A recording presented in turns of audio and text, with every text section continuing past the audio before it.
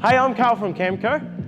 This is the Ranger Super Duty. So much hype around these. They were first announced to the market by Ford in May 2025. We've had a little bit of an insight, given our QVM relationship with Ford, that these are going to be coming since 2021.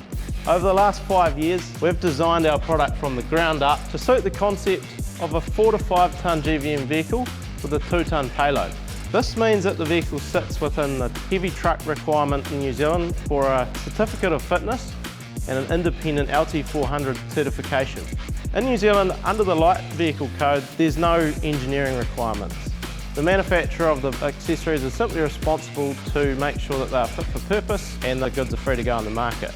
Given our experience over the last 20 years with heavy trucks, adapting our product to the heavy vehicle code was a fantastic opportunity to build the product to a code. We've fitted this unit out for Ford.